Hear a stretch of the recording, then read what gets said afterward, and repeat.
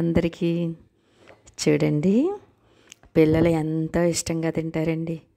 అసలు ఈ బెండి ఫ్రై చేస్తే పిల్లలు మెతుకు మిగలకుండా తినేస్తారంటారు కదండి.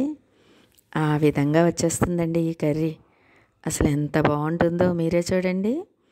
చక్కగా ఈ విధంగా బెండకాయ ఫ్రై చేసి పెడితే పిల్లలకి జ్ఞాపక శక్తి పెరగడం కానీ, అలాగే ఎంతో మంచిదండి ఈ కర్రీ వాళ్ళకి, పిల్లలకి. తరచుగా పిల్లలకి బెండకాయ ఫ్రై పెట్టాలని చెప్తారండి. బెండకాయ ఫ్రై పెడితే పిల్లలకి తరచుగా జ్ఞాపక శక్తి పెరిగి చదువులో చురుగ్గా ఉంటారండి. కాబట్టి ప్రతి ఒక్కళ్ళు పిల్లలు ఉన్నవాళ్ళు ఎక్కువగా బెండకాయ ఫ్రై చేస్తే ఎంత చక్కగా తినేస్తారు. అలాగే మనం వేడి వేడి అన్నంలోకి నెయ్యి వేసి పెడితే ఈ బెండకాయ ఫ్రై ఎంత బాగుంటుందో మీరే చూడండి. ఈ విధంగా మనం సింపుల్గా తయారు చేసుకోవాలనుకున్నప్పుడు ఉల్లిపాయ, బెండకాయ, అలాగే పచ్చి కరివేపాకు ఎక్కువగా వేస్తే చక్కటి వాసనతో ఎంత బాగా వస్తుందోనండి ఈ కర్రీ. కొంచెం ఎండుకారము, ఉప్పు, మనకి కావాల్సిన ఇంగ్రీడియంట్స్ చాలా తక్కువండి.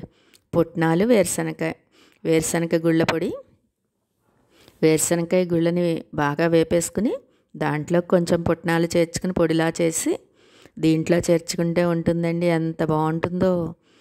మనం వేసుకోవాలనుకుంటే పచ్చి కొబ్బరి కానీ ఎండు కొబ్బరి కానీ వేసుకుంటే ఇంకా బాగుంటుంది. నేను ఈరోజు ఓన్లీ పుట్నాల పొడితోటే ఈ కర్రీ చేశానండి. అసలు ఎంత బాగా కుదిరిందో మీరే చూడండి. చక్కగా మనం ఈ ఫ్రై చేసుకోవాలనుకున్నప్పుడు ముందుగా బెండకాయల్ని బాగా కడిగేసుకుని బాగా ఆరబెట్టుకోవాలండి. తడి మీద మనం కట్ చేసేస్తే జిగురులా వచ్చేస్తుంది.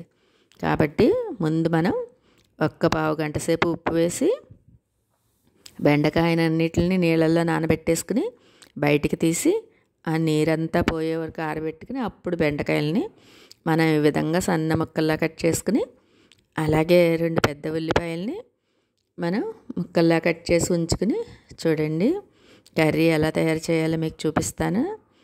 ముందుగా మనం పొయ్యి వెలిగించుకుని మూకుడు పెట్టి అది వేడెక్కాక దీనికి కొంచెం ఆయిల్ ఎక్కువగా వేసుకుంటే బాగుంటుందండి. ఎప్పుడు చెప్పే మాటేనండి.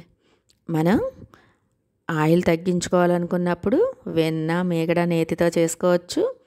అలా కాకుండా వారాల్లో 2 రోజులు వెన్నతో చేసుకుని, 2 రోజులు మీగడతో చేసుకుని, 2 రోజులు నేతితో చేసుకుని, 1 రోజు మటుకు ఇలా ఫుల్గా ఆయిల్తో చేసుకునేటప్పుడు ఈ విధంగా ఆయిల్ ఎక్కువ వేసుకున్నా పర్వాలేదండి. అలాగే ఒక 5-6 స్పూన్ల ఆయిల్ వేసి దానిలోకి అది వేడెక్కాక జీలకర్ర, దీనికి పచ్చిశనగపప్పు వేసుకుంటే చాలా బాగుంటుందండి కర్రీ. జీలకర్ర, అలాగే ఆవాలు, ఎండుమిర్చి, కరివేపాకు చెప్పాను కదండి, పచ్చి కరివేపాకు కొంచెం ఎక్కువగా వేసుకుంటే చక్కటి వాసనతో కూర ఎంత బాగుంటుందో. కొంచెం ఇంగువ వేసుకుంటే మనకి టేస్ట్ సూపర్గా వస్తుందండి. ఇంగువ కానీ మనం ఇలాగా వేపుళ్ళకి పచ్చిశనగపప్పు కానీ వాడుకుంటే సూపర్ టేస్ట్ వచ్చే ఆహారం ఏమి రుచికండి ఇంకా బాగుంటుందని చెప్తాను కదండి. ఆ విధంగా ఉంటుందండి ఈ కర్రీ. చూడండి, చక్కగా పోపు బాగా వేగిపోయాక అప్పుడు మనం ఉల్లిపాయలు చేర్చుకుని ఉల్లిపాయలని కూడా కొంచెం వేగనిచ్చేటట్టు చేసుకుంటే అప్పుడు మనం బెండకాయలు వేసేసుకోవాలి. అలా బెండకాయలు చేర్చేసుకుని ఉప్పు, పసుపు వేసి మూత పెట్టేస్తే 5 మినిట్స్ ఉంచుకుంటే చాలండి, చక్కగా మగ్గిపోతుంది. అది తీసాక మనం బాగా కలబెట్టుకుని దానిలోకి కొంచెం ఎండుకారం 1 స్పూను, పిల్లలు తినేదాన్ని బట్టి ఎక్కువ తక్కువలు చూసుకుని వేసుకోవాలండి. 1 స్పూన్ ఎండుకారము, అలాగే పుట్నాలు, వేరుశనగకాయ గుళ్ళు పొడి అని చెప్పాను కదండి, దాన్ని 3 స్పూన్లు వేసుకుంటే చక్కగా కర్రీ ఎంత బాగా రెడీ అయిపోతుందో చూడండి మీరు. ఈ విధంగా మనం పోపులోకి ఉల్లిపాయలు అలాగే బెండకాయలు చేర్చేసుకుని ఉప్పు, పసుపు వేసి మూత పెట్టేసి ఉంచేసుకుంటే ఎంత బాగా మగ్గిపోతాయనండి ఈ బెండకాయలు, ఉల్లిపాయ అవన్నీ కూడా చక్కగా మగ్గిపోయి కూర అప్పుడు టేస్ట్గా ఉంటుంది. మూత పెట్టి మగ్గబెట్టుకుంటాం కాబట్టి 5 మినిట్స్లో మనకి కర్రీ మగ్గిపోతుంది.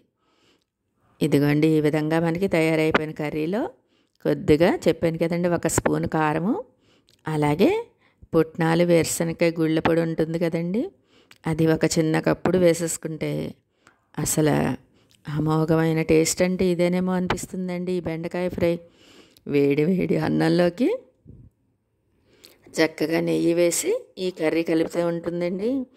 ఎంత బాగుంటుందో మీరు ఒక్కసారి ట్రై చేసి మీకు ఎలా వచ్చిందో నాకు కామెంట్స్లో చెప్పండి. ప్రతి ఒక్కళ్ళు నా వీడియో చూస్తున్నారు కానీ కామెంట్స్ పర్సనల్గా పెడుతున్నారు కానీ వాట్సాప్లో, ఇలాగే యూట్యూబ్ ద్వారా కూడా పెడితే నాకు ఇంకా ప్రోత్సాహకరంగా ఉంటుందండి. ప్రతి ఒక్కళ్ళు కూడా చక్కగా లైక్, షేర్, కామెంట్ మాత్రం మర్చిపోవద్దు.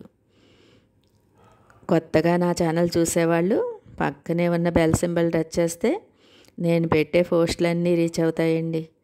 చూడండి చక్కటి ఈ బెండి ఫ్రై అసలు చూడడానికే కాదండి, రుచికి కూడా ఎంత అమోఘంగా ఉంటుందో. పుట్నాల పొడి వేయడం వలన, అలాగే మనం కరివేపాకు పచ్చిది వేయడం వలన అసలు సూపర్ టేస్ట్గా వచ్చిందండి ఈ కర్రీ. సూపర్ టేస్ట్ తోటి ఆహా ఏమి రుచి కంటే ఇంకా బాగుంటుందని చెప్తాను కదండి, ఆ విధంగా ఉన్నది. ఈ విధంగా మీరు కూడా ట్రై చేసి మీకు ఎలా వచ్చిందో నాకు కామెంట్స్లో చెప్పండి. ఈ వీడియో కనుక మీకు నచ్చితే లైక్, షేర్, కామెంట్